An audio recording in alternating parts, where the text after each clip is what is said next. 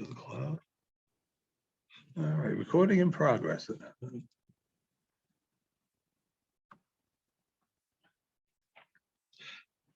Good afternoon, all. On behalf of Washburn Public Library and O. Henry, it's me, your friendly local librarian, Frank. Let's see what we have for this afternoon. Pursuing ideals. The moment I met Curly, I liked him. After we had talked an hour, in comparison with our relations of those of Damon and Pythias would appear strained. Our tastes were identical, and we viewed life from a common standpoint of youth and disillusionment. When we spoke of art, we mentally spelt it with a big A, and referred to ideals as if they were as plentiful as blackberries. Curly wrote, and he had been lucky enough to catch the return tide of romance after being drawn away by the yellow spotted moon of realism, and very nearly succeeded in becoming a vogue. I was in the way of illustrating, and I had a girl in black and white, which, if I do say it, was referred to at least once, where Charles Dana Gibson's was, say, 3 times. Curly promised to drop into my studio, and I assured him I would fall off into his study. He was beyond calling it a den, as soon as possible. But to speak of my girl, perhaps you've seen her. She's no stranger to the magazines, the back of the holiday numbers, or the galleries where she has looked down more than once in oils, unapproached in beauty by any of her living admirers. Her face was etched upon my heart. She was my ideal, the pictorial incarnation of feminine charm. From my pencil or brush, whenever I had an excellence in women to portray, always grew this one girl. And I love to think that she was mine alone. I knew her as no one else ever could. I was familiar with her thoughts as well as her outward graces. I knew her little mannerisms of movement, her little tricks of turning her head quickly when she spoke, and her way of smiling suddenly out of a dreamy repose, like soft lightning from a gray cloud at twilight. To me alone, she had opened the treasures of her heart. I cannot describe her as I knew her, except to say that she was affectionate among the run of women, lighthearted but unswervingly loyal, with a flow of easy musical chat which revealed every sentiment she felt. She had a few distinguishing peculiarities that were characteristic of her and very dear to me. At home, she always wore red house wrappers and pale red tea gowns, with a bunch of red geranium at her throat or waist. She loved to sit on hassocks instead of chairs, and in her gold brown hair, she nearly always wore a silver pin. Her face was of no known standard of beauty. Rather heavy-lidded her eyes were, with a look at them not to be described unless you understand what I mean when I say they were full of fate. She was very fair, weighed 126. Her attitudes were impulsive and so natural as to be sometimes unpicturesque. I loved her with my whole heart. But wait. One day I had a note from a firm of publishers asking me to call. I did so. They handed me a manuscript novel to illustrate. Mr. Curly, the author, had requested I be given the commission. I was pleased at this evidence of friendship from Curly. He had not yet visited my studio, but I had met him repeatedly at other places, and we'd become intimate friends. One night or two afterward, I opened the manuscript and began to glance over it. It was one of those romances that were quite popular then, and still are today. Love was the motif. and the swift action of the plot carried the reader along scenes of royal splendor and knightly daring. The time was one long gone by, and the gallants and princesses play their parts at a court whose name you shall seek in vain in the pages of history. But the living interest was there, and better still for the author, the kind of stuff was just what the people were asking for. But it was neither Mr. Curley's style nor his plot that kept me chained to the manuscript until late that night. It was the startling fact that his heroine was my girl. He had portrayed her with the utmost fidelity, down to the red house gowns and her trick of smiling suddenly from deep reverie. He described her person, her nature, her virtues, her every peculiarity so well that my admiration for Curley's delineative powers was swamped in an overwhelming flood of jealousy towards the writer. How did he come to know her? What right did he have to drag into print for the perusal of a profaning public her sacred thoughts and attributes, which I alone had a prerogative? The picture must have been drawn from life, and by one who enjoyed an intimate association with the model. He must surely know her. The thought fired me with a sudden and stimulating resolve. I would find out. I finished my illustrations and returned them with the manuscript to the publishers. I outdid all my previous efforts in the drawings of by heavens no, of my heroine. I selected for pictures only such scenes as her presence illumined, and I threw all my art and all my love into my work. My tribute to her charms should not be inferior to Curley's, he whom I now regarded as a base rival. About 3 days later, after I'd sent in my work, early one morning, Curley walked into my studio. He greeted me pleasantly in his charming way.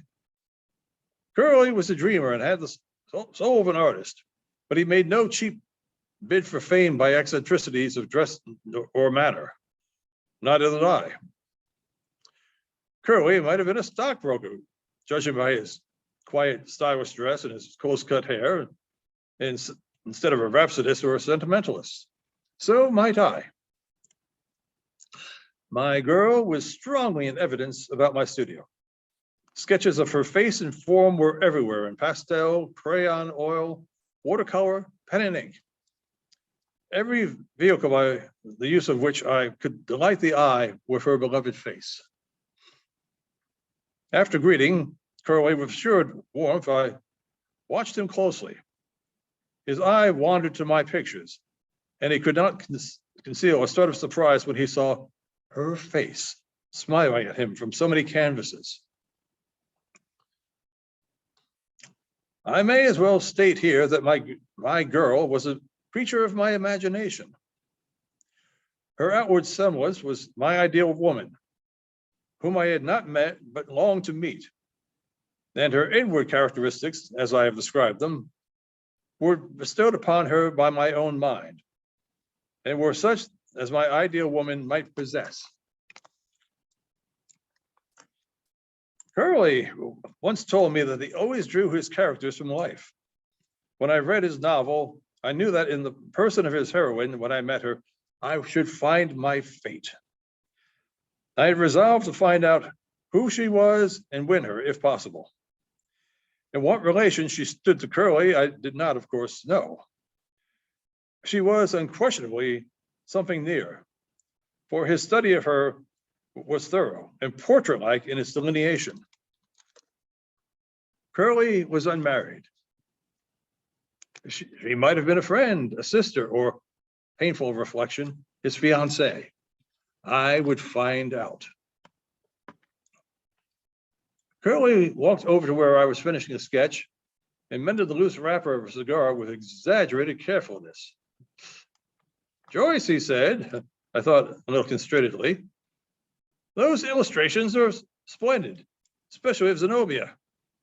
I see it on her face. It's a favorite study of yours. May I ask if the lady posed in person for the illustrations and sketches? I caught Curly's eye and saw jealousy in it. Was it possible that my imaginary pictures of his heroine actually bore a resemblance to her, and he suspected me of being acquainted with her? Do you think the pictures do justice to Zenobia? I asked, concealing my anxiety. They are admirable and faithful, he answered. The young lady, I said, did not pose for the sketches. They were drawn from memory. You are fortunate in knowing her, said Curly.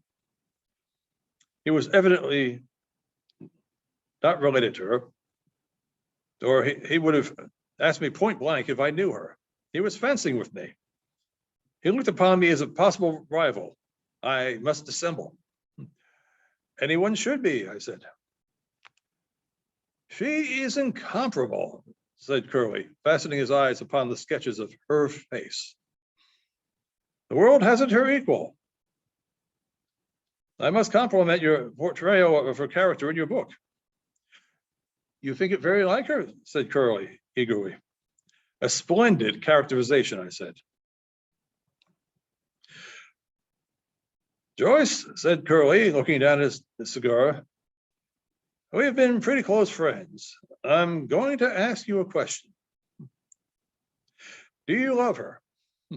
Curly, old man, I answered, I do. Do you?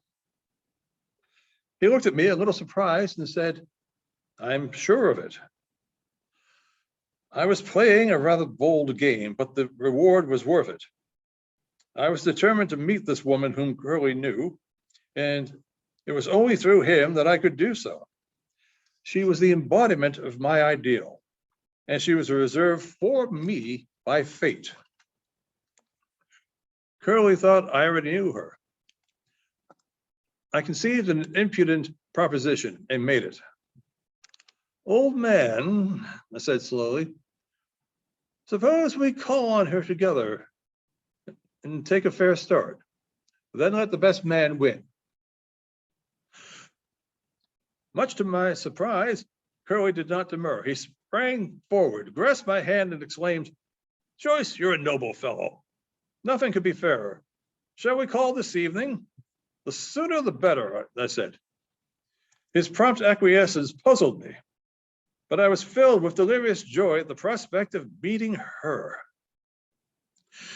Now that we were both at an understanding of each other's sentiments towards this woman we adored, and were taking no unfair advantage of our friendly relations, I felt my old amity for Curly return. He had acted with greater magnanimity than I would have shown.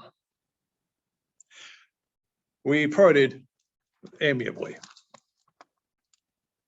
I was 2 hours making my toilet that evening.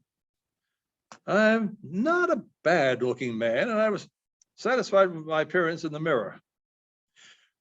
Curly was to call for me at my rooms at 8 and take me to call upon her. Noble fellow.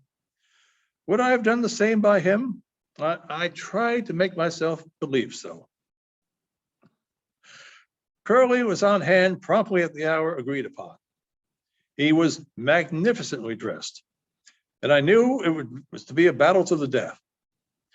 We went down the stairs, and Curly turned slightly to the left, with me close at his side. The evening was chilly, and we buttoned our Inverness overcoats up high. We walked steadily down the street, not conversing much, for I was full of happy anticipation of soon being in the presence of the woman I longed to meet. We came to a quarter of the city built up with handsome residences, and I began to exercise my fancy by selecting this and that house for her abode. But Curly went straight on, turning neither to the left or the right, and keeping pace with my stride. Soon, the houses began to grow further apart and less pretentious in appearance, but Curly kept straight ahead. After we had walked fully half an hour, the street turned into a mere lane, the dwellings to mean and tumble down cottages, and still Curly pressed forward upon a straight course. I thought she must be living in very humble circumstances, and thought how happily I would work for her if it should be my great fortune to win her favor. Presently, Curly tumbled into a ditch. I helped him up and began to scrape the mud off him. There are old fields on either side of us, a few squalid-looking tenement houses, and the high black walls of factories and warehouses looming against the sky. Queer place for Zenobia to live, truly. Confound it, said Curly, I've ruined my coat. Is it much further? I asked. Don't you know where she lives? Said he. To tell you the truth, I said, I've never been to her house. I've only seen her at other places. Then how, he said, how the devil do you expect me to find it? I was going with you, I said rather weakly.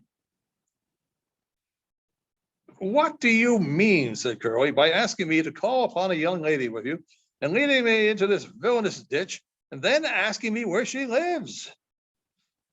I expected you to know, I said. I was following you. Don't you know? Of course not, he answered. I'd never met her. You proposed. Wait a minute, I said. Whom did you think we were going to call upon? Why the young lady, the original of the illustrations you drew for my book. Didn't you? Wait another minute. Who was the original Zenobia in your book? Purely an imaginary character. And your pictures were drawn from fancy. We spoke very little of ideals on the way back.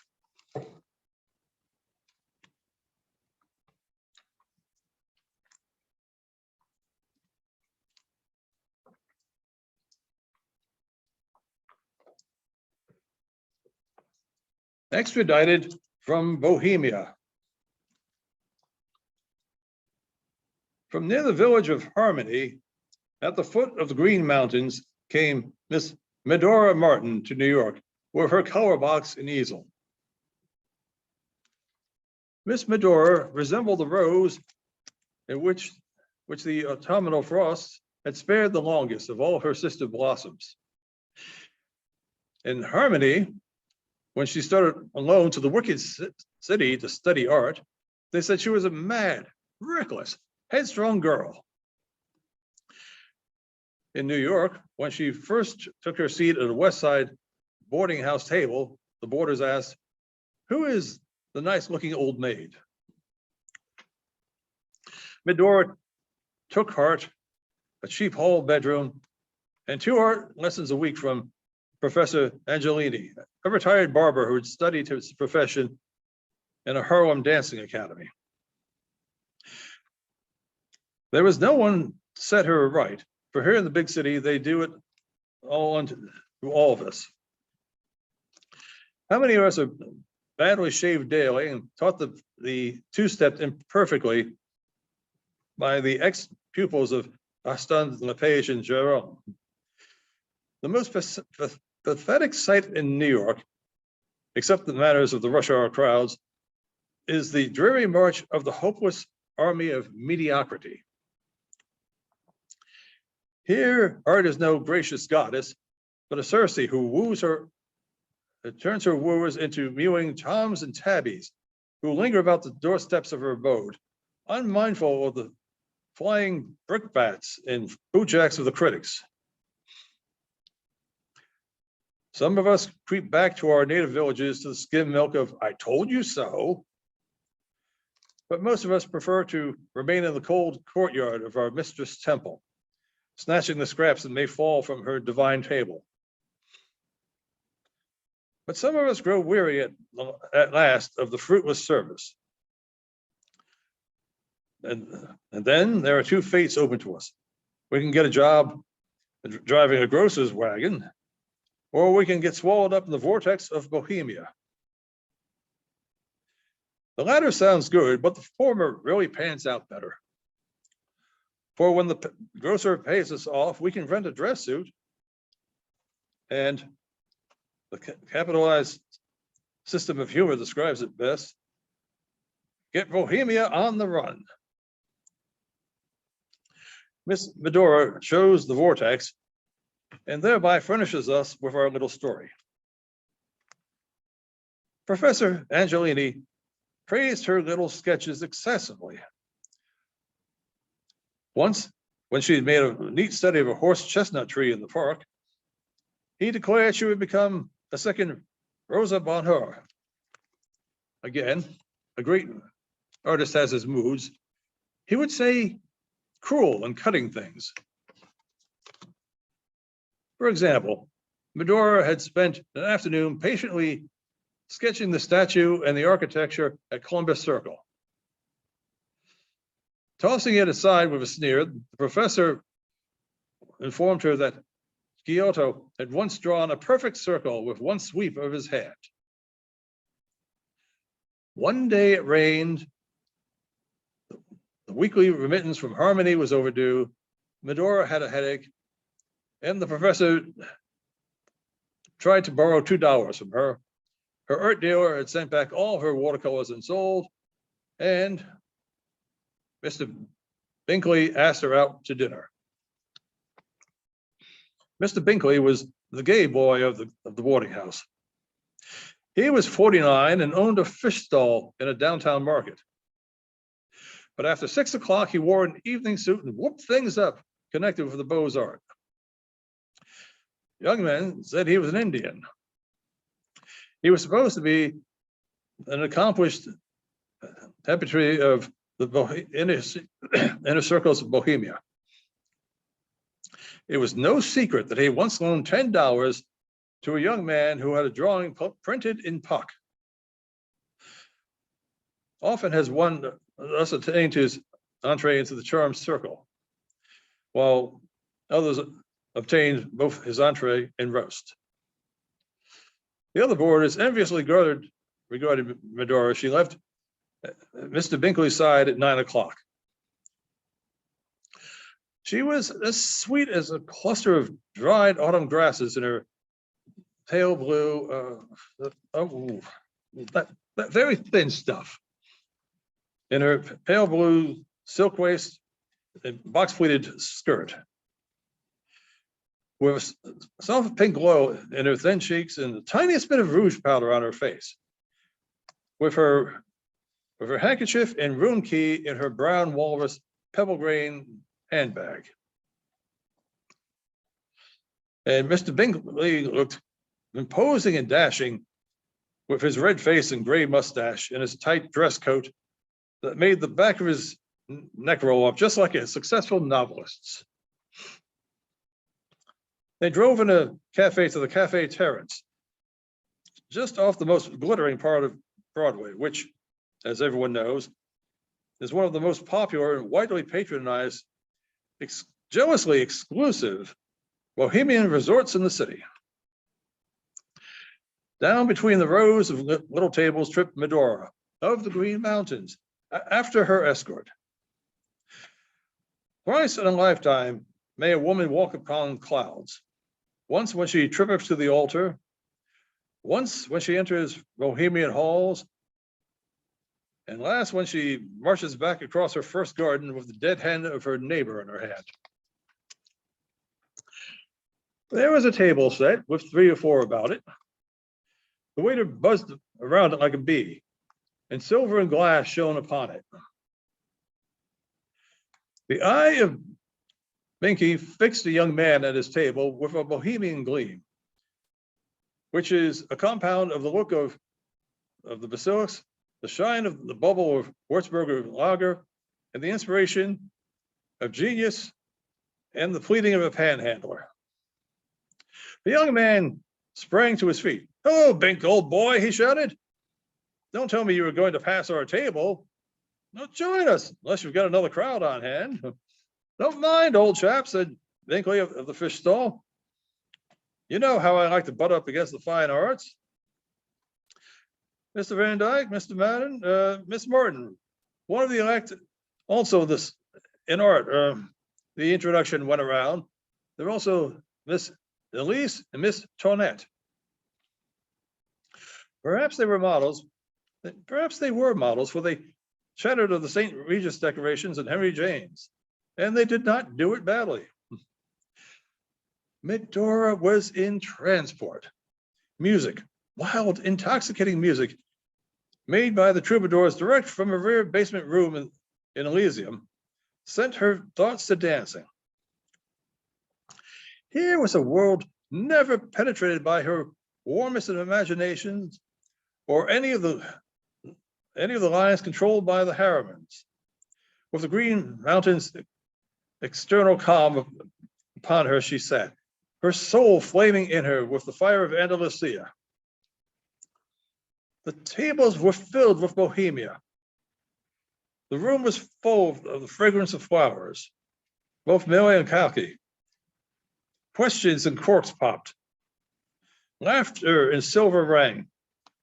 Champagne flashed in the pail. Wit flashed in the pan. Van Dyke ruffled his long black locks, disarranged his careless tie, and leaned over to Matter. "Say, Matty," he whispered feelingly, "sometimes I'm tempted to pay this Philistine his $10 and get rid of him." Matter ruffled his long sandy locks and disarranged his careless tie. "Don't think of it, Andy. We are short, and art is long." Medora ate strange viands and drank elderberry wine that they poured in her glass. It was just the color of that in the Vermont home. The waiter poured something in another glass that seemed to be boiling, but when she tasted it, it was not hot. She'd never felt so lightheaded before. She thought lovingly of the Green Mountain Farm and its fauna. She leaned smilingly to Miss Elise. "If I were at home," she said beamingly, "I could show you the cutest little calf." "Nothing for you in the White Lane," said Miss Elise. "Why don't you go away?" The orchestra played a wailing waltz that Medora had learned from the hand organs. She followed the air with a nodding head in a sweet soprano hum. Matter looked across the table at her and wondered in what strange waters Binky had caught her in his net. She smiled at him, and they raised glasses and drank of the wine that boiled when it was cold. Binky had abandoned art and was prating of the unusual spring catch of shad. Miss Elise arranged the palette and mall stick pin of Mr. Van Dyke. A Philistine at some distant table was maundering volubly about either Jerome or Guénon. A famous actress was discoursing excitedly about monogrammed hosiery. A hose clerk from a department store was proudly and loudly proclaiming his opinions of the drama. A writer was abusing Dickens. A magazine editor and a photographer were drinking a dry brand at a reserved table. A 36, 25, 42 young lady was saying to an eminent sculptor, "Fudge on your Italy's. Bring one of your Venus Annodominus down to Cohen's to see how quick she'd be turned down for a cloak model. Back to the quarries with your Greeks and Italians." Thus went Bohemia. At 11, Mr. Binky took Medora to the boarding house and left her with a society bow at the foot of the hall stairs. She went up to her room and lit the gas. And then, as suddenly as the dreadful genie rose in vapor from the copper vase of the fisherman, arose in that room the formidable shape of the New England conscience. The terrible thing that Medora had done was revealed to her in its full enormity. She had sat in the presence of the ungodly and looked upon the wine, both when it was red and effervescent. At midnight, she wrote this letter. Mr. Beriah Hoskins, Harmony, Vermont.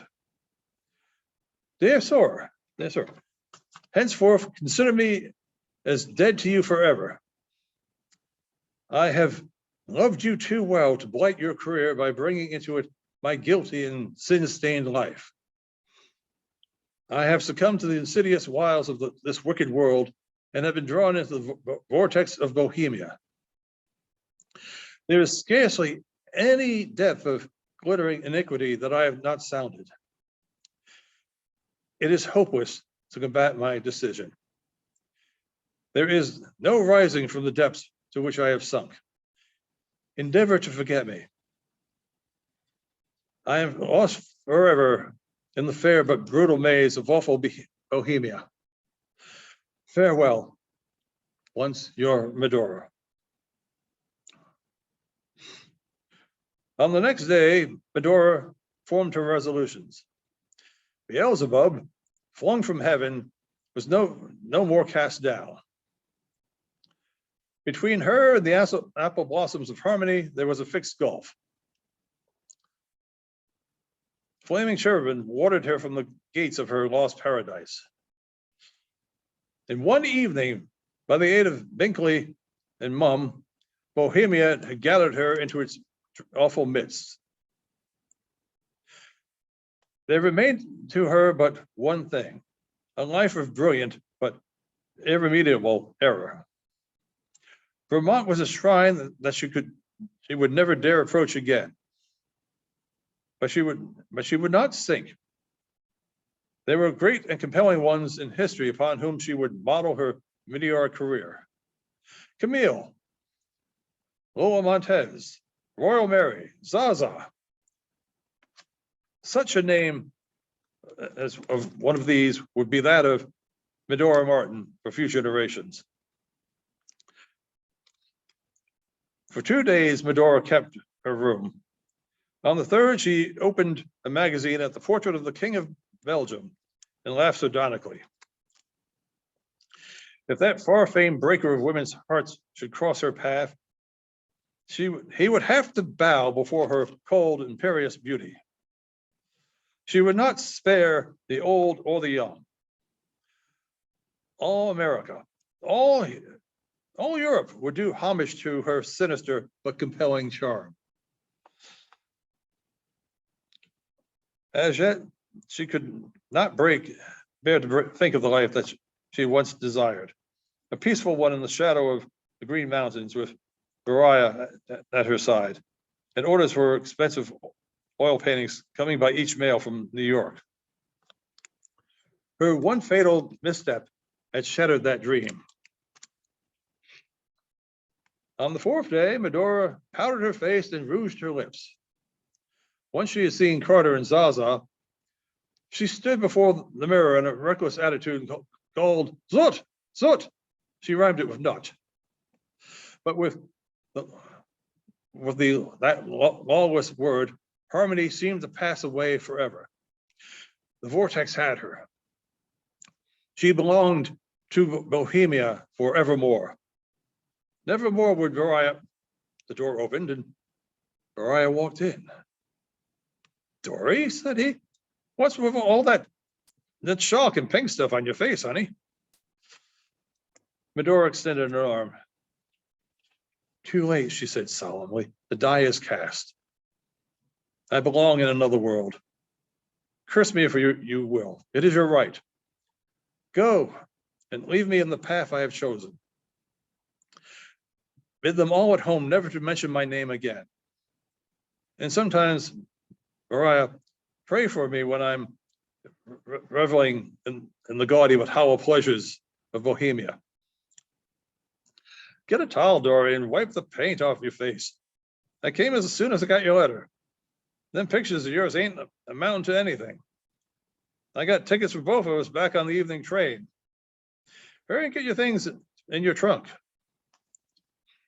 Fate has been too strong for me, Mariah. Go while I'm strong to bear it. How do you fold this easel, Dory? Now begin to pack, so we have time to eat before the train leaves. The maples is all out in full-grown leaves, Dory. You just ought to see them. Not this early, Mariah. You ought to see them, Dory. They're like an ocean of green in the morning sunlight. Oh, Mariah. On the train, she turned to and asked him suddenly, I wonder why you came when you got my letter. Oh, shucks, said Mariah. Did you think that you could fool me? How could you run away to that Bohemia country, like you said, when your letter was postmarked from New York, as plain as day?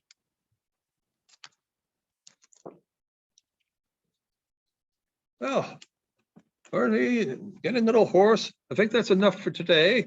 But as I say, on behalf of Marshmont Library and O. Henry, thank you for joining in, and hope to see you next week.